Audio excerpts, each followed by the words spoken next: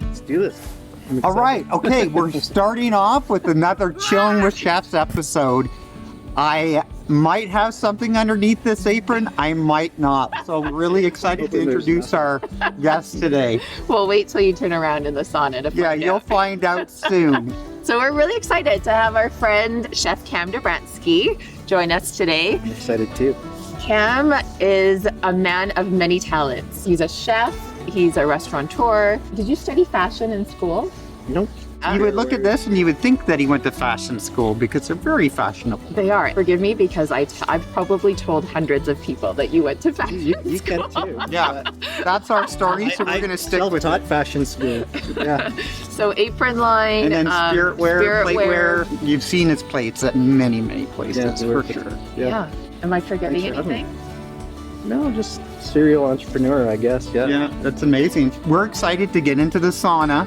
And I'm kind of freezing. We had a little bit of Connie lost her phone. She thought it fell into the ice hole. So I had to go in and check and see if it was there, but it was just a puck. A hockey puck. I appreciate you going. Go Canada. It was Editor Dave here, and they're both right. There definitely was a puck in there, but there's also Connie's phone falling into the ice hole. More on this later. I got some eggs cooking here. sure. Do you see? Our friend Darren taught us that. Yeah. Yeah, Darren said they're Japanese. what are they, onset? Onsen Onset. eggs. Yeah. They're almost like sous vide And eggs. just crack them in the Yeah. So, well, we always have some food element. So after when we've done the plunge sauna, we are going to sit around the fire and we're going to eat some food. Some surprise food. But it's going to have some sauna eggs. We call them sauna eggs. Can we just call them sauna eggs? How long Sauna have you been in eggs. here? Not long. Just when we started up. They end up being kind of like a circulated egg.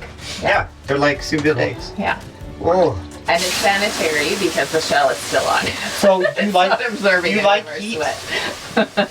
Yeah, I can handle Is it. this comfortable? Okay. I'm good. Yeah. Yeah, because it's like 190 now.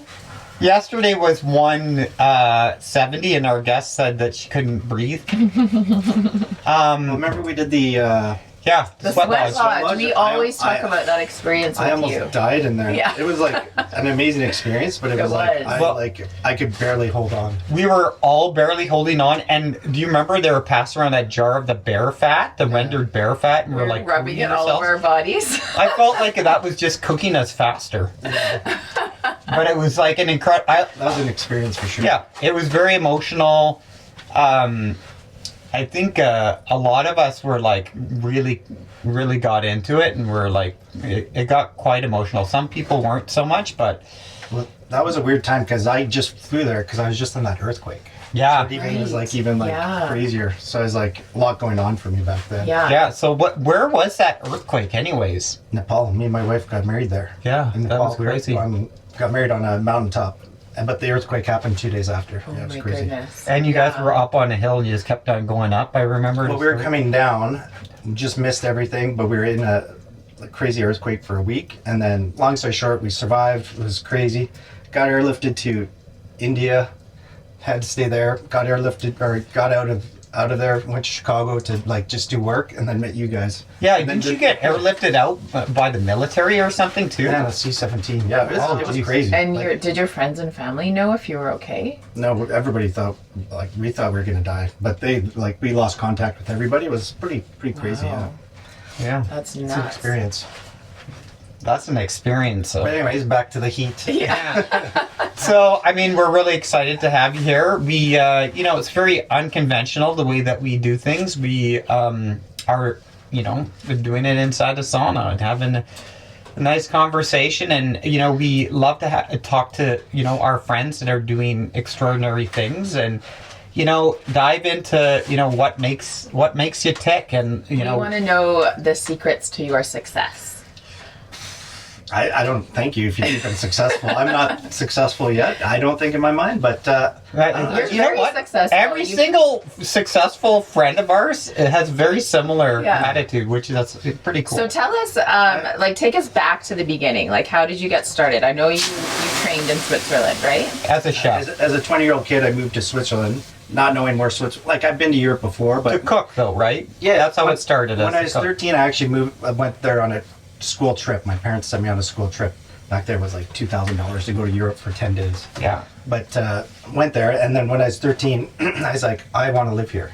I want to live because I went to Germany, Austria, Switzerland. My background is Austrian. My mom's from Linz, so half my heritage is that area. Yeah. And then I was just like, I just want to live here. And so I like, what's that called when you like think it into like making it happen? Manifest it. Yeah. I'm a big big believer in manifestation. Because I just like, I want to get out of here. I want to, like, had an option to get into biological sciences or cooking, but I love cooking. And I was like, I want to travel the world and I don't want to like test pond water. Yeah. So I think I manifested. I was just like, I'm going to just move somewhere in the world. And Switzerland was the only place that accepted me. Yeah. That's amazing. So did you have a visa before you went? No, I did a culinary the culinary Olympics Yeah. prior, and I got an application, or like the chef wanted me to go there. I was like, hey, I'm going to be in Europe. I'll just drive to Switzerland. Met the guy, and he's like, yeah, if you want to come back, come back. So I flew back home, packed my stuff, and flew back. Awesome. So We actually have a similar story that way, because that's how I ended up living in Germany, was through the Culinary Olympics I as didn't even well. know you lived in Germany. Yeah. Yeah. Yeah, but honestly, I convinced her to move back to San Francisco from Germany, but she was there for over a year. Yeah. Okay, yeah, I was in Switzerland a year.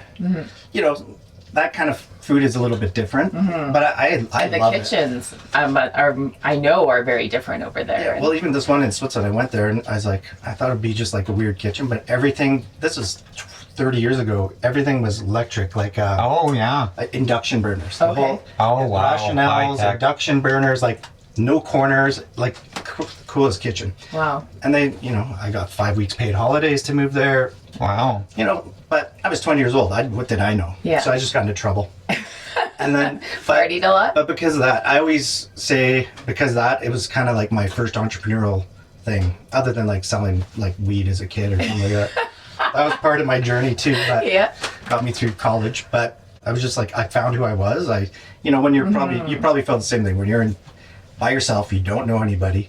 You just discover yourself. Who Yeah. you are. You're in a different And then country. you really, you don't speaking really a give a different shit. language. So you're like, Yeah. I'll dress how I want to dress. I'll hang out who I want to hang out. Yeah. You have no friends to like tell you what to do or family. So Yeah, and that's one of the things I often tell young culinarians too, is get out of Calgary, go travel the world while you can, while you're single, while you don't have kids, and then come back and bring 100%. back to our community everything that you've learned. I'd always hire guys too, guys or girls, or them or they, whoever. But I'd always favor the people that traveled, Yeah, just because it's like I could relate to them. I think it's cool. Like there's that sense of adventure and responsibility because you're just accountable to yourself. Yeah. But, you know, like I said, I got into trouble too. So weird shit so happens in Europe. what was the like pivoting point that you're like, I'm gonna come back to Canada? I got accepted into business school. Okay. So I spent a year there, and then, you know, I was kind of not getting bored, but I was just like maybe getting a little homesick. But at the same time, I got accepted into this 12-month, 2-year course. So, and me, I'm like, I want to just do shit fast. I don't Yeah. want to go to school for 3 more years. So Yeah. I just Was it at SAID or UFC? Grand McEwen. Okay. So I did that, and that's before it was a university. So I got accepted into this accelerated 12 months course. So I was like, I'm going to come back, do this 12-month course, and then go back to Europe. Yeah. But I ended up having a girlfriend at the time where she was like moving to Calgary because she was a chemical engineer. So I moved here. I stayed. She left, and history. And Yeah. so Now we hang out all the time. Yeah, and I have an even amazing wife. And if I didn't move here, I wouldn't have met Jack. Right. So, fast forwarding it now, you ended up opening up restaurants. It was the right place at the right time. Yeah. I think you guys know that too. It was Yeah. 2004. I came here. I think it was just like things were booming. Stuff was going crazy. I could So barely even get a crazy. job here. Yeah. Wow. Like nobody wanted to hire me. And then Kevin Turner from Brava Bistro, he's Oh, like, yeah, I'm not I going to remember. hire you. I can't hire you. There's this place called Muse opening up. Yeah. So he's like, go check that out. So I ended up doing there. They didn't want to hire me, but then I just staged and. And then you ended up buying it. Partner, kind of got a small partnership in there with the current guy. Then we partnered up on wine bar, which became like my stepping stone for like the restaurants. And then we opened up AKA, then we did Brasserie, and then that partnership deteriorated. And then so I just took them completely over. Right. And now, tell us about now. What is this chapter? Well, but rewind again 20 years, this guy, I'm always a big believer in networking and stuff like that. And I met this guy, Rudy and Tom, who came into Muse 20 years ago. They're like, hey, I have this opportunity. We have this flavor company. Do you guys want to buy something? You're a cool chef, blah, blah, blah. And they were just starting this business, and I bought some stuff, and then nobody bought off them. Nobody gave them the time of day because everybody's super busy. And I always like listening to people, especially business. I love business opportunities. And because I bought off them, they're like, come to Toronto. We'll fly you out to Toronto. We'll do this big dinner. And that's where I met like Mark McEwen, like all the Thirsty Traveler, all like kind of the TV show people. And so I kind of got connected with that. It was just kind of like, I was like starstruck. I was like, oh, these Food Network people, and I get to hang out. But then coming back, I was like, well, these guys can't sell shit over here. How about I say, hey, how about I take Western Canada and we start developing the market here. And at the same time I'm doing this, I was starting Medium Rare too. Which is the Beautiful Apron company. Beautiful Apron. So I was dating the girl that I came to Calgary with. Her mom was a seamstress. So me and her started designing stuff just for kind of me. Mm-hmm. And then we kind of started working on the business, and we're like, let's call it Rare. Let's call it Well Done. And I was like, no, fuck that. Let's go Medium Rare. Yeah, just go in the middle. So then we broke up, and so that didn't go anywhere. But I was like, I still like this idea. And then I met my business partner, Andrew Dahlman. And he's a graphic designer, design background, and he's like, hey, I'll partner with you on this. And then it was like both these things were like... How did you and Andrew meet? He bugged me for like 6 months to work in the kitchen. He was in the tech, like graphic design, and he quit his job to learn culinary arts. Yeah. Follow his passion. Yeah. And he always like shits on me, but I busted his balls quite a bit. I think I did it for everybody. He wasn't anything special. Yeah. But then we ended up working together. He always had this like cool designs and ideas, and so we just partnered. And once again, it was just both these companies kind of literally started at the same time 20 years ago. Wow. And just slowly chugged away. But I was so busy in the restaurants. Yeah. I'd always be part-time. Yeah. If that 1/10 of the time. And then we'd like, oh, let's just not do it. And now it's just like, let's just one kick at a can for Spirit Wars. One more kick at the can. So now it's like... When did it, when did you start to see the trajectory for Medium Rare and Spiritware?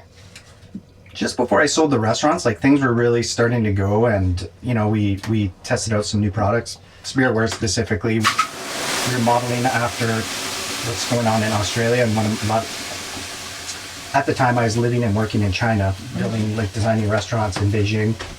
And helping my buddies. You have been all around the world, from Calgary to China. I spent a lot of time in China, and a lot of people shit on China, but it's like they bring the best of the best. So I was working with the top chefs of Australia, best wine sommeliers. I remember that. That was incredible. The type of dishes that you were pulling off and the clientele. It was next level. It was next level, but it was almost ridiculous. Like it was like laughable. Like they're just like, I want more color, and I want more smoke, and I want like sparkles coming out. And I'm like, sure. So we would just like actually make fun of the food and make it even more ridiculous.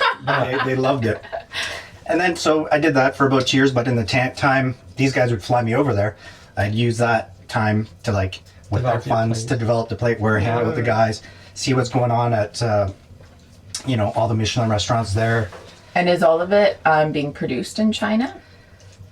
At that time, it was mostly produced in China, but we're diversifying, and we're starting to produce in Brazil, Portugal, Spain, and we have a couple other opportunities. Okay. Europe's on probably 2025, 2026. Yeah. Working on glassware. I'm just trying to figure out things. Glassware now. Oh, that's great. Oh, that's cool. How are you feeling? Are you hot? I feel You're great. starting to get Are you okay? Because I'm like, is he nervous sweating, or is he hot sweating? Very nervous. You guys make me nervous. We definitely cannot make it. We can't make you nervous. Back to the whole entrepreneur. I'm just like looking for the next widget. Yeah. I like being a disruptor in the market. A lot of the companies I compete against are American based, or internationally based, and we're just Canadian based. I mean, was, nothing more important than supporting Canada Nowadays, now. now, yeah. Post-COVID, you as a restaurateur, we didn't have access to any plateware besides yours. Yeah. Because it was all being bought up around the world, and we were local. Everybody and kind of forgot about Canada too. They're like, I'll supply the U.S., but Canada could wait. And so we're just like Canada first. Yeah. You know, let's be the Amazon of really cool, affordable, and we're like 30% cheaper, inexpensive. I don't want to say cheaper, inexpensive, because it's just me and my partner for the plateware. Not a lot of overhead. There's no overhead. We literally we deliver the plates ourselves. We do all that stuff. We hustle. Medium rare, kind of the same thing. Medium rare is a little more complicated because there's so many little details, whether it's like sewing, stitching, branding. That's a little bit of a different beast. yeah. But that's self-taught. You know, Right. my partner and me, you know, we hammer the rivets in for our custom stuff. All this, our custom stuff's cut and sewn in Calgary. Wow. That's amazing. You know, something that really impresses me about you, Cam, is not only the entrepreneurial spirit you have, where you say you're a serial entrepreneur, but you do it right, but also what you do and how you found, you know, your health and keep that as a priority too. And one thing that Connie and I talk about often is when you went from kitchen to competing In the boxing ring. and That was and I remember, and I'm like, what the fuck? And that transformation that Yeah. you made in yourself, it really showed people in our industry that you can do it, and that if you know, really focus on your health, you can accomplish anything and still have that creativity and still have that world of being a chef. You have to give up your vices and the bullshit and the late nights and the... What kind of vices do you have? Tell us about it. You know, I'll speak for myself, but a lot of people, I was borderline probably alcoholic, like, not like severely, but, you know, I drank a lot. I am a severe alcoholic. Yeah, I'm maybe not admitting it, but I drank all the time. I drank during service. I was drunk by 1 o'clock in the afternoon after our brunches because I'm pouring everybody bourbons. Yeah.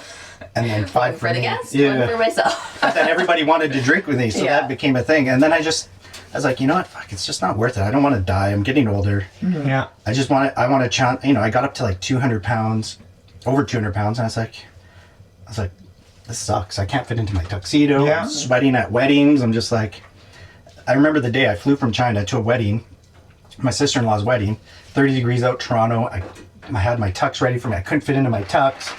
I was sweating. It was 30 degrees out. I was just terrible. I was just. And was that the moment that it just clicked that Yeah, if I I don't was like, fuck fucking this. make significant change, I'm gonna not. I think there were some other moments trying to think about that, but that was a day where I remember I was like, okay, I got to do something about this. This sucks. Mine was having kids. Yeah. And, you know, again, similar story, except for I gained probably a little bit more weight. I was like at my max 248. Yeah, that's I'm now crazy. at Actually, a 155. story came up with you in it, and you're pretty round. I was very round. I was swollen. It looked like I got stung by a bee, but my entire body. Honestly, that's what I didn't like. I don't like the swollen part. Yeah, and I always felt that way. And when I got unhealthy, but that moment, like, you know, that like when you come to the realization that you want something to change, was my kids, and I just didn't want them to have, you know, a dad that wasn't full of adventure and Well, fun. active, and that's what Yeah. and you know, part of that too is me and my wife were trying to have kids. We weren't able to, but that was like a big thing. My goal was to like run with the stroller, do all those Yeah. things. Those dreams kind of got dashed, but I'm not. So I was dwelling on it. how did you get in shape? Did you do it yourself or did you hire a trainer? I hired a trainer, just started eating better. He got me on nutrition. My buddy Scott McKenzie, who has Fight Fit here in YYC, he's one of the top Muay Thai fighters. And you're still doing that. Yeah, not as much as I want to, but he's been my one-on-one trainer since I was 40, so I'm going on 48. So 8 years I've been dedicated It's to it. amazing. Good for you. I'd prefer to do more, but just travel. I'm traveling too much and I'm not eating where I want to be, but it's a lot of work, man. What are your tips for trying to maintain it while you travel? Not drinking, because it's easy when I go on these trips. It's like dealing with like like Entertaining clients clients. and customers. So I'm trying to curb that, but I really don't drink at home that much. Here and there I go off the rails, but just eating healthy, sticking to like my macros. Yeah. And you said you built a gym inside your house too to consolidate time and Yeah, try. like a little shitty gym, but it's all calisthenics, and I am so strong just doing 20 minutes a day. It's amazing. Yeah. And then I'll go play hockey at night, or I'll go Muay Thai and do that. I play hockey, run, hit the gym still. Like Yeah. a little gym. It saves me, 3 hours a week just driving back and forth. That's great. I mean, that's great advice. This is sticking to it and making sure that you find the time, even if it's a 20-minute workout in your basement, or, like making sure it's happening, because Prioritizing it. when you don't, a week goes by, and then, It's consistency, man. 2 weeks go by. For me, the benefits physically are great, but the benefits mental are the biggest, hugest, impactful. For stress, Yeah. man. What do you think about when you're working out? Yeah. Nothing. I think Lifting about the weight. I think about how fucking huge I'm gonna get. I think about okay, well, fucking Connie's curling 20s. I'm curling 15s. I can't wait to be curling 30s. We used to curl the same, and now John has far surpassed me with his weight. We did not curl the same. Connie curled double what I did. And my wife's on board too, so she's working out. She's getting ripped, and it's That's it's just like a little more inspiration too. It's always And good we to have a find partner. too that when you have employees as well, they see it too, and then everybody wants Becomes to a part get of the it. I'm sure you culture. guys Yeah. are seeing it too. Like everybody's like, "Oh, I see you on social media. You're inspiring me." There's a Yeah. handful of people like, "I lost 20 pounds." It's like it's great. I'm glad they're doing it for themselves. Yeah. Yeah. And But if you could play a little part in showing that it is achievable, I think that's an incredible part, because I think that in our world of kitchens and chefs, there's this guilt of if you're not the first in, the last out, and only cooking and only in the kitchen, that you're doing something wrong and you should be made to feel guilty. And I feel like I it's dealt with that transitioning for many out. years. Yeah.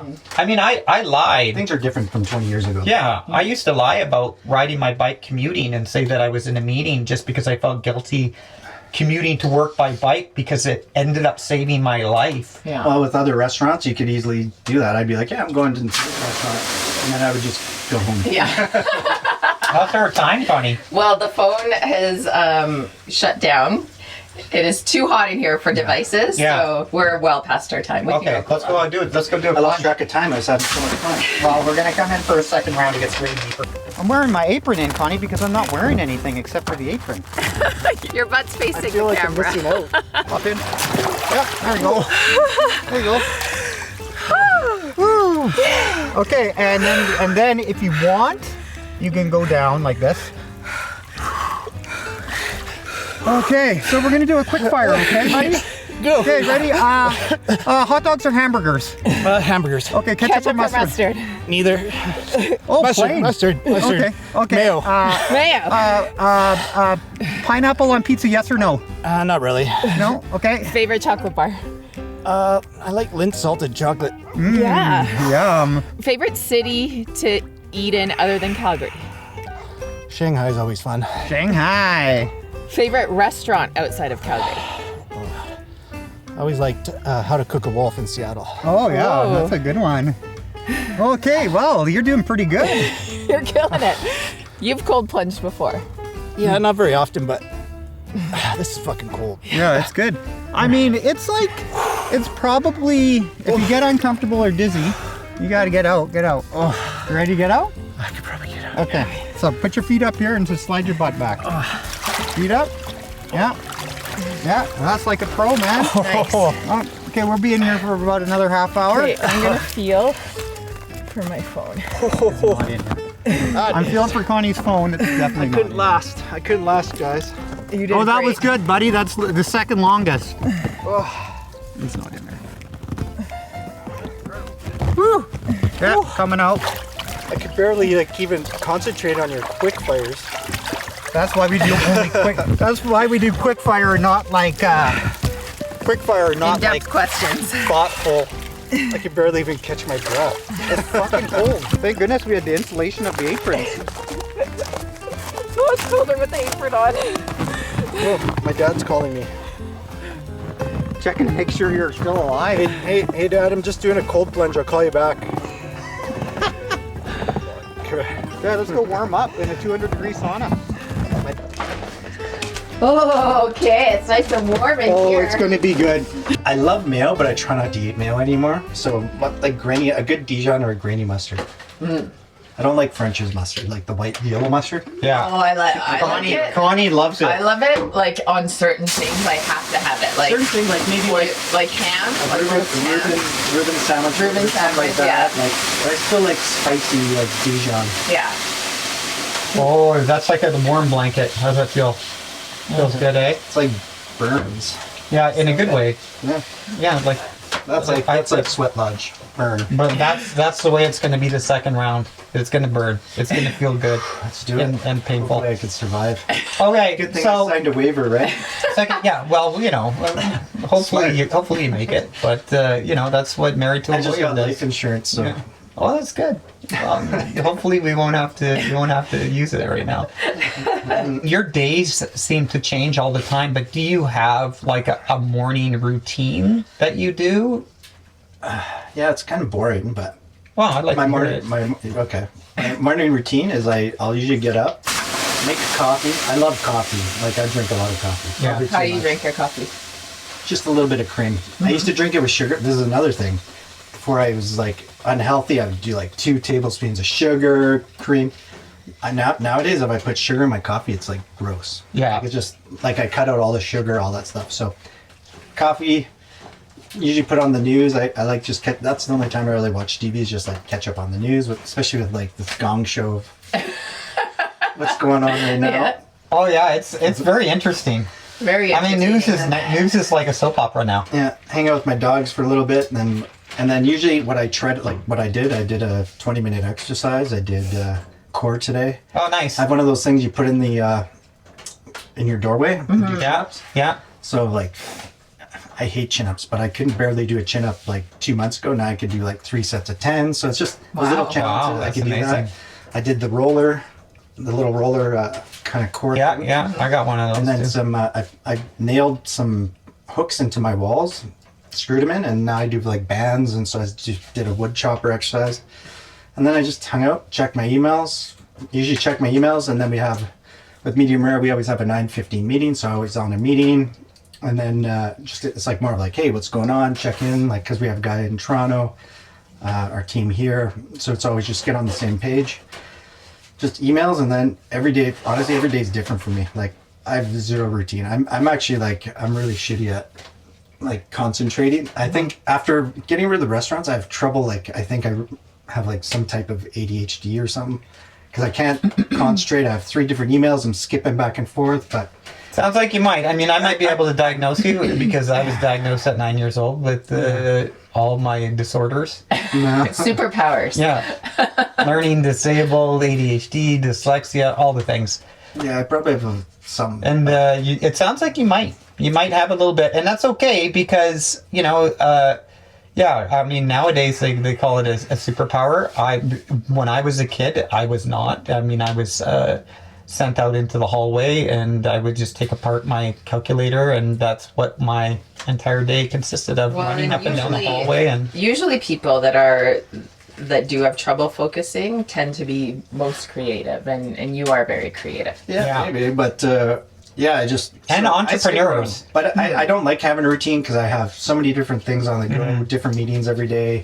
I travel lots, so it's just like.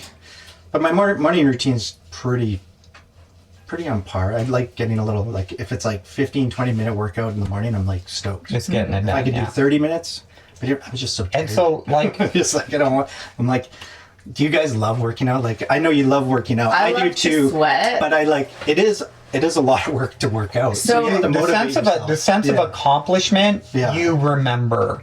And I think that's what keeps me doing it, is because I know how I feel after. Not necessarily during, because some of it's a grind. Because everybody's like, "Oh, you love working out." I'm like, I like working out, but I do it to Yeah. feel good. Like Yeah. exactly the same. Yeah. But it's like I a lot of the time I don't love it. I don't ever like But the feeling it's a challenge. of having to feel obligated to do it. Like, I do it because I want to do it, and I like the feeling of like the dopamine rush that you get from sweating. I think for me, like we talk about like mental health, and especially in our industry, finding fitness and doing those activities has been my biggest win when it comes to my mental health, because I always dealt with things negatively and I was always on a search for dopamine, but like bad habit dopamine and dopamine from bad places. And And now that's a symptom of- I've found it in good places. That's You a know? symptom of like kitchens too. Like we all had that. Well, working in a kitchen, I was so, you know how it is. Like I had like pots on the go, 10 things, Yeah. working on stuff. Like Yeah. I kept myself so busy, 12 hours a day, 7 days a week. After selling the restaurants and actually having time, I was like, oh, I'll have lots of time on my. But I just filled it with everything. But I realized not that I have all these little squirrel moments in the kitchen, that I'm actually been getting like tons of anxiety lately. So it's just like now I have time to like think and like digest, and but like working out is like it cures it, and that's why I think I do it all the time. It's just like 'cause you just like overthink stuff. When you're running 10K, you're just like, this sucks, but I'm gonna run 10K, and Yeah. that extra 5K, you're like, okay, I kind of forget about it, and then you're too tired, and then you're like, okay, that was a good benefit then. Yeah, and When if you- you feel great all day, it makes you feel a sense of accomplishment, and that's the part I really enjoy. And finding that dopamine in healthy places has like been transformative when it comes to my own personal. Like it's been huge. I want to know, Cam, when you closed the restaurants, you were already doing so many things. You had the restaurants. You had already started Spiritware, that was starting to take off. You'd already started Medium Rare, that had taken off. What was that feeling like of closing the restaurants? Was it like sorrow, Okay. or No, that was was- it more like now I have all this time to like work on No. the other thing? I struggled with it. It was like probably the hardest decision I ever made, because it was like I still struggle with it a little bit, because it was just my passion. That's what I did, and I just like it was just that was my life. It's Yeah. just like I did it since I was 12, 13 years old, and now I'm 48. I sold them like 2 years ago now, but it was just like my identity. That's all I did. I didn't know what a weekend was. I didn't really celebrate holidays or Christmas. I have zero desire to do that now, because I just didn't do that. It's like I still do, but it just like doesn't excite me like the average civilian.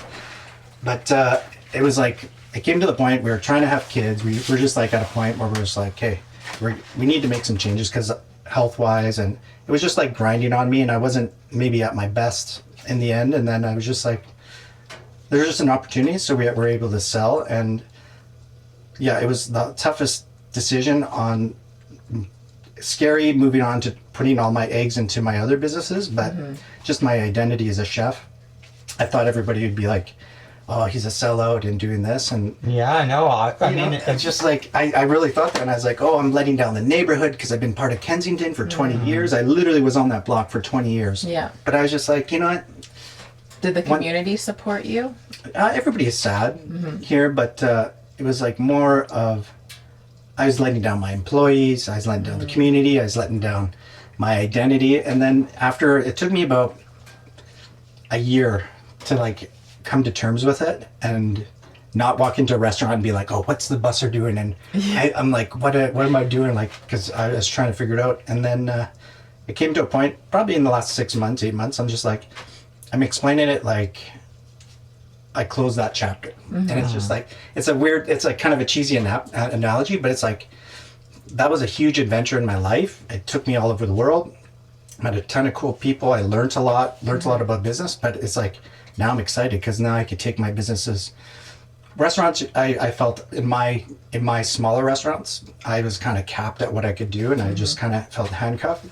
Now with Medium Rare and Spiritwares and we do some real estate on the side, it's like, there's no limits now. Now it's like, now it's on me to grow them as big as I can.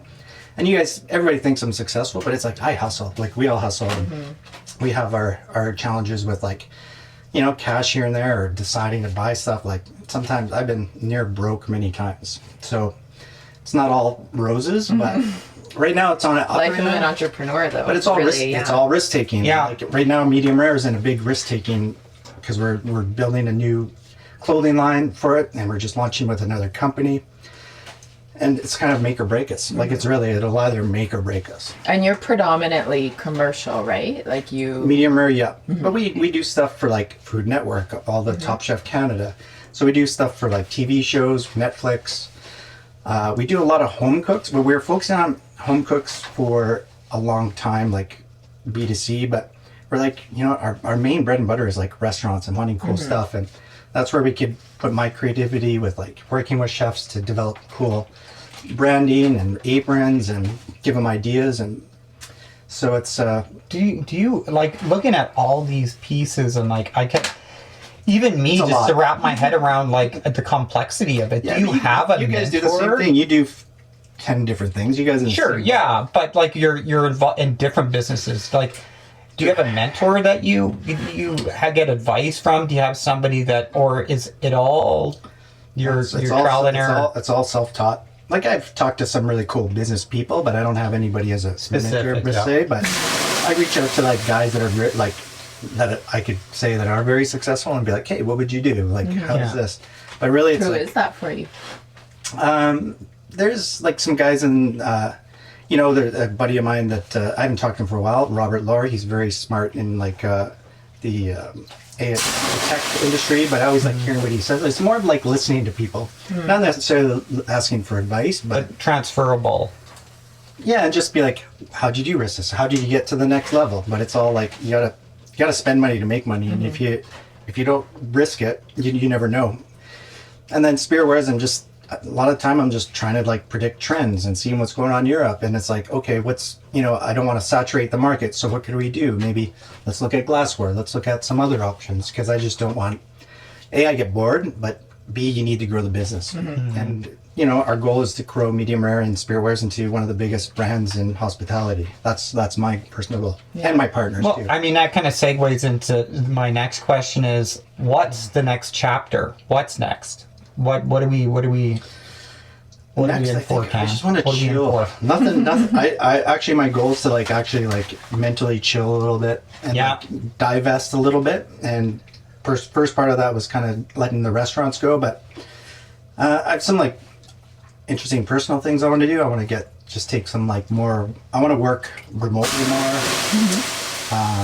And I have great partners, Andrew in Medium Rare and Louis in Spiritwares and Tom in Ontario. They're great guys, and I don't want to let any of my partners down. So it's about trying to balance my life with trying to grow the company and making sure all of us could survive as a business and just do cool shit. Yeah, I think that's my goal. I just want to do cool shit. That's awesome. that's great. You've done so much already in your career. What would you say is the biggest kind of like lesson that you've learned, or life lesson? I always equate it to like just listen to people and give people a chance. I would never have been part of Spiritwares if my business partners and good friends didn't come into the restaurant 20 years ago and they're like, hey, Yeah. listen to me. And they're like, nobody gave us the time of day. And back then it wasn't that great. It was like kind of chintzy, it was cool stuff for the time, but that was 20 years ago. Yeah. White plates. But Yeah. if I didn't listen to them, and I wouldn't be where I am now if I didn't risk going to China and developing a lot of these ideas and stuff like that, or investing in inventory. It's just, you have to kind of be a little bit of a risk taker, listen. And I always tell people, just don't burn your bridges. Like, there's some people I don't necessarily like the way they do business, but it's like, keep your friends close and your enemies closer, because I've had some enemies that I might, not enemies, but like people I might not agree with, or different views that actually helped me out a ton. And sometimes they become good friends and good allies. It's more of having good allies and I think that's stay important. humble. I think it's so important, in how divided our world is today. And, obviously I'm not going to talk about politics or anything like that, because I'm not allowed, because I'm very opinionated on what could go on for hours my on that beliefs too. are. But being able to have the conversations with and have the relationships with people that you don't necessarily agree with everything with, I think is a very important part of life, and being able to understand what other people's perspective is Even very, with, like politics, for example, there's a lot of people I hang out with that love spewing what they love and what should happen and whatever. Yeah. And I don't really tell anybody what I think. I just like keep it to myself, because that's a personal thing. And it's the people that really spew that stuff. I'm just like, what the fuck are you talking about half the time? Whether it's politics or religion or issues and stuff like that. But it's just like, I'll just listen. I won't be like, hey, you're an asshole. I'll just be like, okay, tell me your stuff. I really don't want to listen to it, but I'll listen to it. I'm not going to tell you what I think. I might just tell you I don't agree with that, but I don't go into it, and I just leave it at that. And that's how I kind of treat business.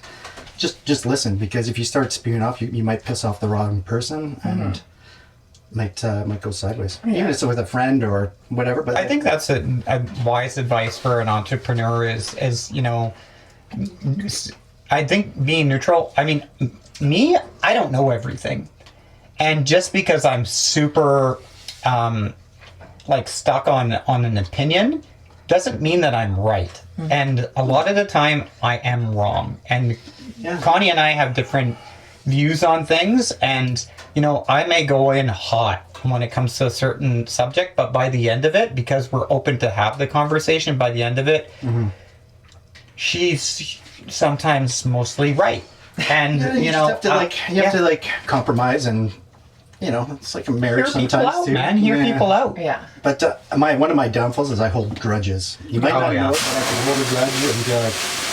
But once again, I keep it to myself. I'm very good at blocking the bad shit out, but John always reminds me of people that have slighted us, or like things that have happened that I should probably remember, but I just choose to block them out. Yeah, I mean, people that have slighted us, I mean, my list would be pretty much the entire world. But that's okay. Same with my business. Like, not everybody loves medium rare. Not everybody loves spearwares, but you know, not everyone loves Connie. Most people love John. I mean, it's just a part of. It's just a fact of life. I don't hold anything against you guys. I love you guys.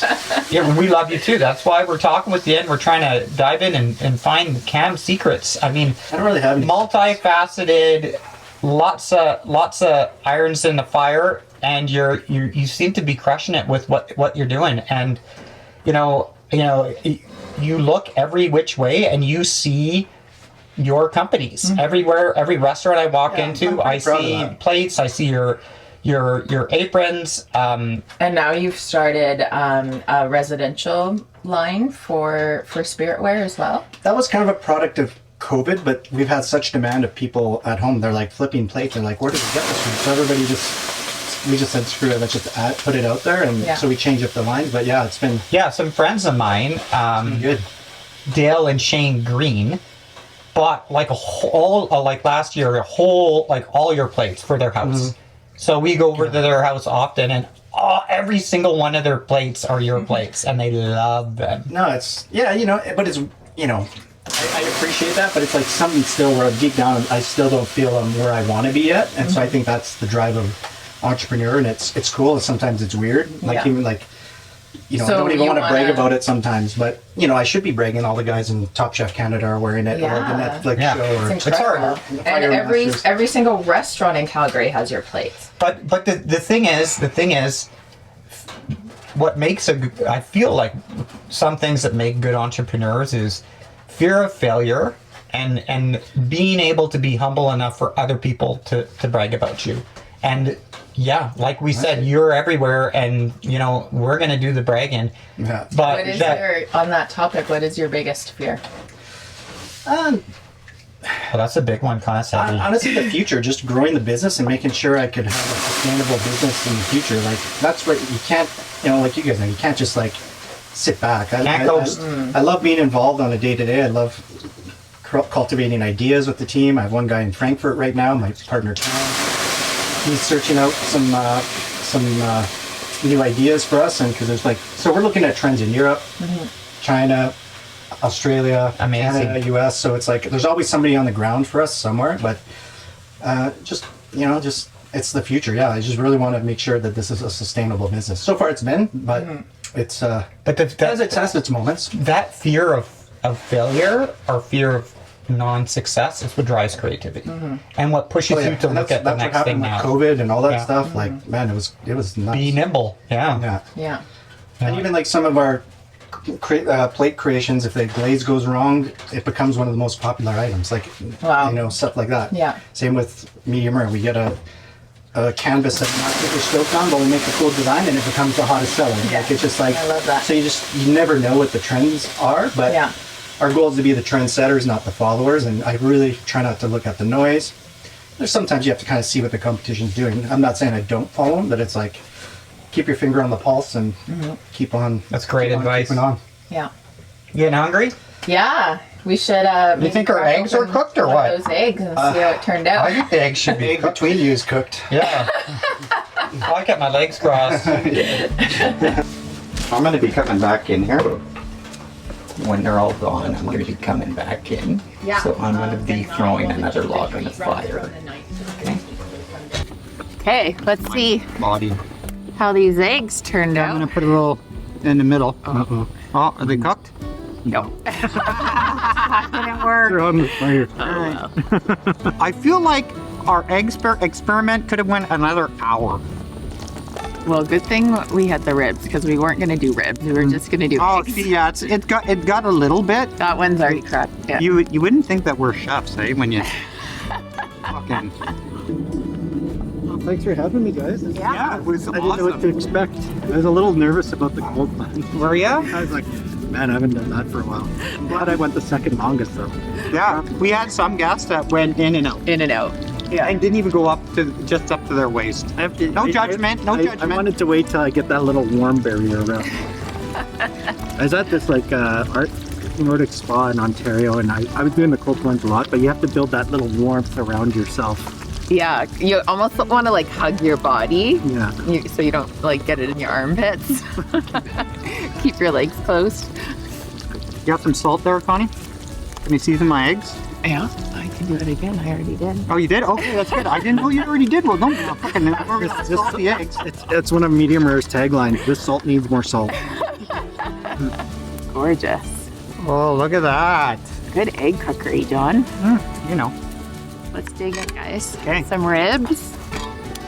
Oh, she a napkin. It's gonna be messy, but That's okay. You got an apron. we're good. Yeah. Mmm. Mmm. You guys marinate these? Connie did. Yum. Cheers. Cheers, man. Cheers. Cheers. Thanks for coming on our show. Oh my god, this is so fun. delicious. Thanks for having me. Yum. Editor Dave here. In a last-ditch effort to find Connie's phone, we reviewed the footage from my camera and lo and behold, witnessed the phone falling into the ice hole. Connie was right. So, what's it gotta do? A guy like John is gonna jump into his wetsuit, run down to the ice hole, dunk his face into the ice, and pull up another hockey puck. Oh, another pot. But John's not the type of guy to give up, so he kept on going until... What? What? That was amazing! Apple, you're amazing. It's been in a frozen lake for 3 hours. It's just that multiple times in the head. I could dunk it, no problem, but Thank you, thank you, thank you. I'm okay with that. I'm okay with that. I mean, it makes you look really skinny. I understand. What else can we retrieve from the lake? Nothing. We I've got gone 2 down. hockey pucks and a phone. I have 2 hockey pucks. Just say John and Connie show hockey puck. I like the I have idea. ice hole. I like the idea. Yeah.